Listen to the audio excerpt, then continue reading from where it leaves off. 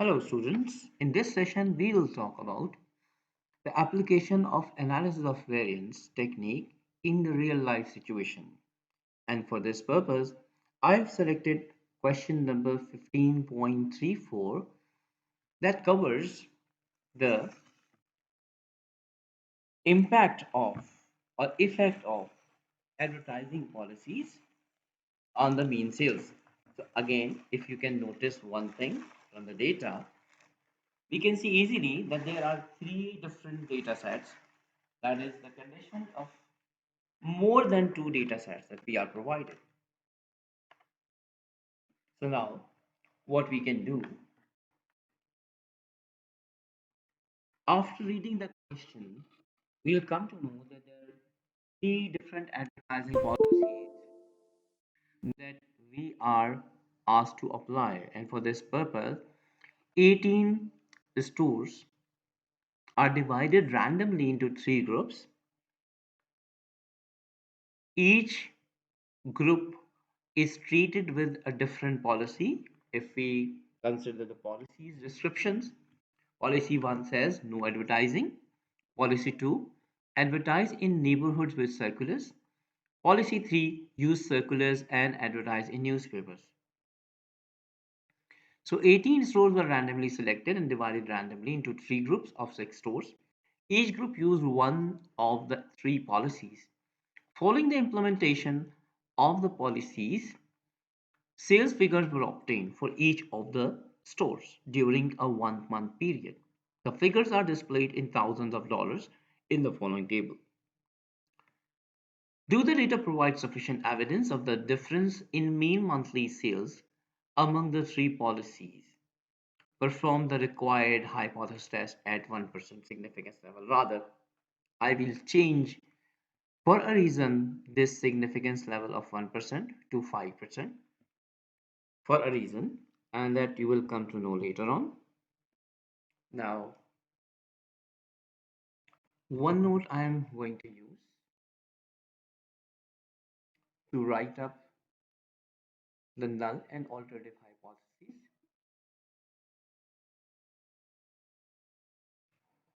and one way ANOVA is the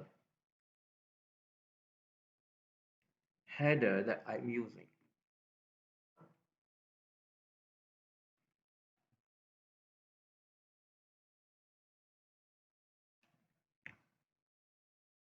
So one way ANOVA, that is analysis of variance. So H naught we either state in this way, and alternatively, since we are equating all three mean values in H naught, it does reflect that there is no significant effect of the factor that we are taking under consideration, that is advertising policies in our case. There is no significant effect of advertising policies on mean sales.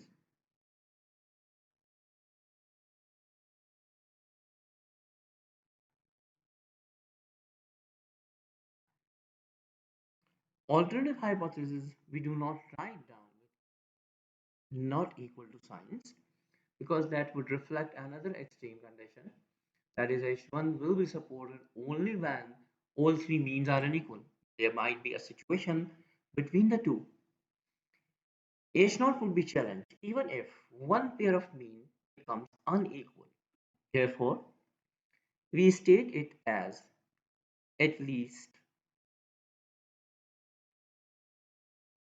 two means differ, and consequently we will write down or state our alternative hypothesis as there is a difference, a significant difference, a significant effect.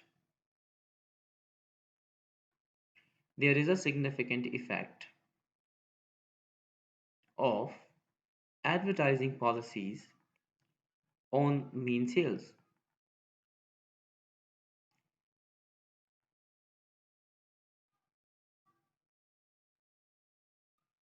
Now we state level of significance. As I told you already that I've changed it to 0.05, and this test is always a right tail test. And the reason I would explain after writing down the test statistic. The test statistic has a formula: F distribution, mean sum of squared of the treatment divided by mean squared errors. If look at the data and try to understand what mean sum of square treatment is telling us and what mean sum of square is reflecting in the data.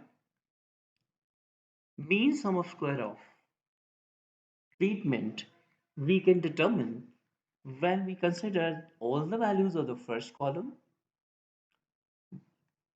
all the values of second column separately, and all the values of third column separately in the form of variability. That is, the sum of each column should be raised to square, and to average this out we need to divide by the number of observations involved in that sum. Therefore, this will give us the treatment of each factor or each level of the given factor, that is advertising policy, whether advertising policy 1, 2 and 3 are causing separate effects on mean sales or not. That can be captured with the help of the totals of each column. If we try to compute the sum squared of errors or mean sum squared of errors, that we can compute using individual values of each column. You can see that if policy 1 has the same effect on all 6 stores, then all 6 values should be ending up with the same sales amount. And that is not possible, and this is not the case in real life situation. So this slight variation, even though we are applying the similar policy, but slight variation in the sales amount is reflecting that besides advertising policy, there are some other factors that may influence the buying behavior of the individuals. Therefore, we compute by considering this sales amount. Okay. Now, what we can do, if we talk about the degrees of freedom, we usually indicate with K minus 1, and K represents the number of treatments over here.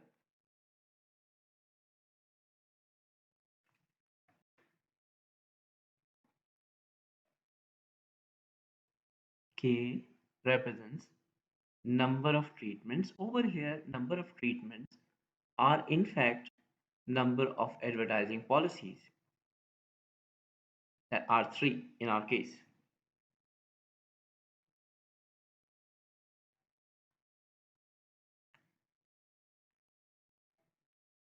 Degrees of freedom for the total are n minus 1. When we ignore the division into 3 categories, all the number of observations, this is how we can compute the degrees of freedom for the total. So degrees of freedom for the total are n minus 1, and degrees of freedom for sum of squared of error are equal to degrees of freedom for the sum of square of total minus degrees of freedom for the sum of square of treatment, that is advertising policies. So that's n minus 1 minus k minus 1 would give us n minus 1 minus k plus 1. This minus 1 and plus 1 will be cancelled out, and we will be left with n minus k. So n minus k are the degrees of freedom for this one, for the mean sum squared of errors. Now, critical region we need to go for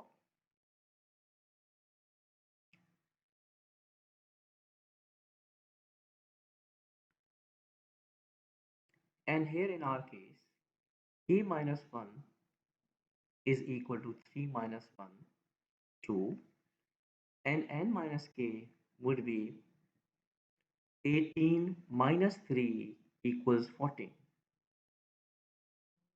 We draw the F curve.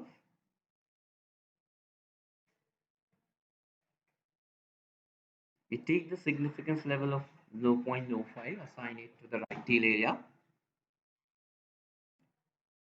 F calculated 0.05 with second column 15th row from F table would give us 3.67 or 68 as the value. So you can check from F table this value, and we will state it accordingly.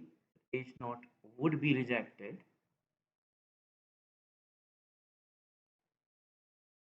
if F calculated is exceeding 3.68. Now in the next step we go for computation.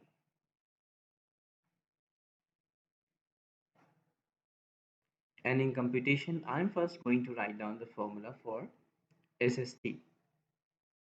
That is summation x squared minus 1 upon n times summation x squared. This is same SXXX that we dealt with in case of regression, we know. So if we add all the values in the calculator, all the values in the calculator, that will give us the sum of x squared.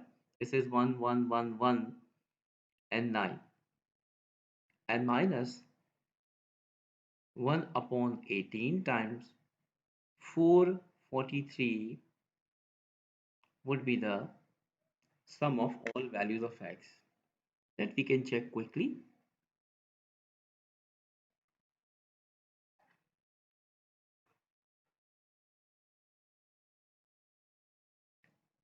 The sum of the first column is 135. The sum of the second column you can get as 139, and the sum of third column you can get as 169. So that's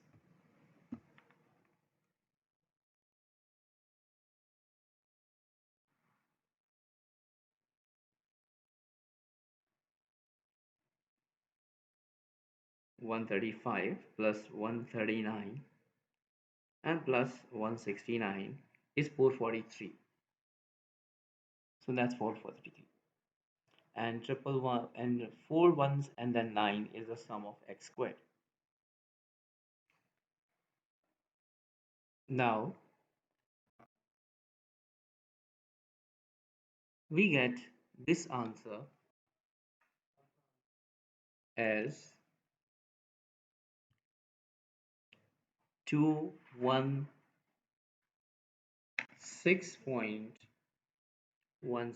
We can check this answer. 11119 minus 443 squared divided by 12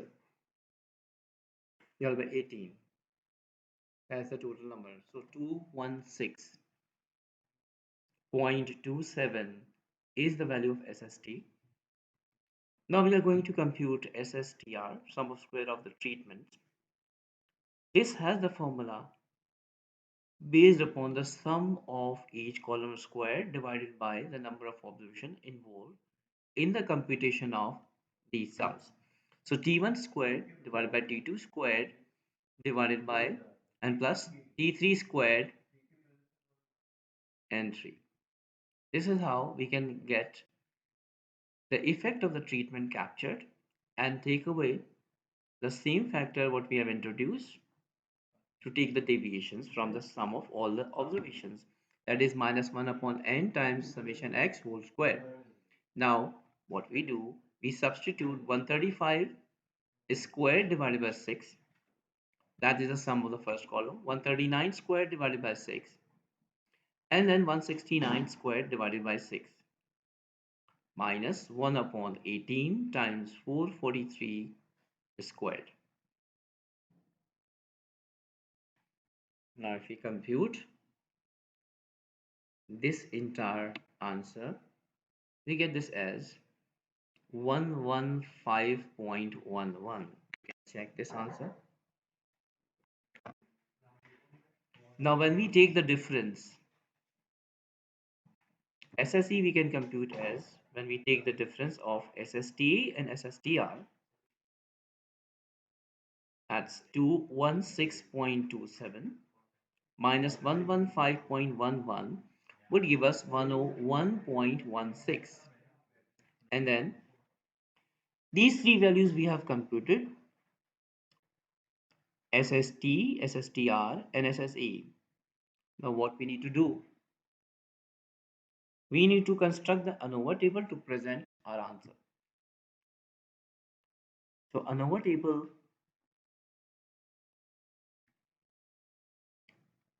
the very first column of the ANOVA table is the source of variation, and there are three sources of variations.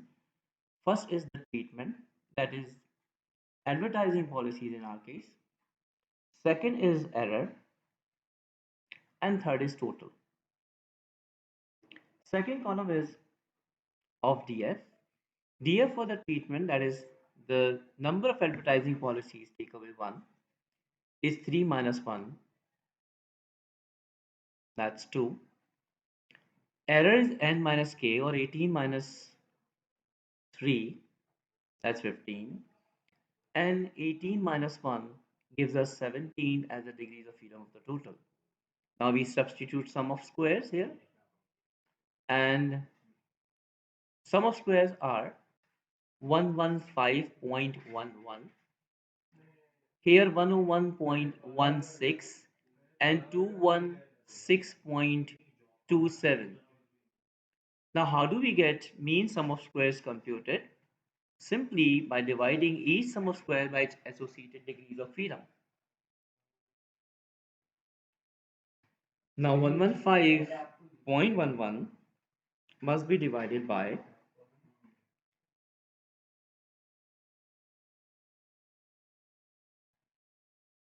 must be divided by 2, that is 57.56, and then 101.16 should be divided by 15, that's 6.74, and we can compute F ratio finally when we divide mean sum of square of treatment for the factor that has a value 57.56 must be divided by the mean sum squared error, that is 6.74. This would give us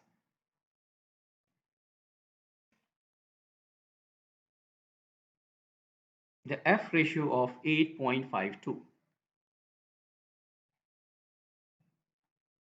If we compare it with the value that we have obtained from F table as the critical value, that is 3.68. So this 8.52 is clearly falling in the right tail critical region. Therefore, it leads us to reject our null hypothesis and state our decision as since F calculated falls in the rejection region, therefore H naught is rejected. In conclusion, we write down as the test results are statistically significant at the 0.05 significance level, and data provide sufficient evidence to conclude that here is a significant effect of advertising policies on mean sales. So this is how we perform one-way analysis of variance.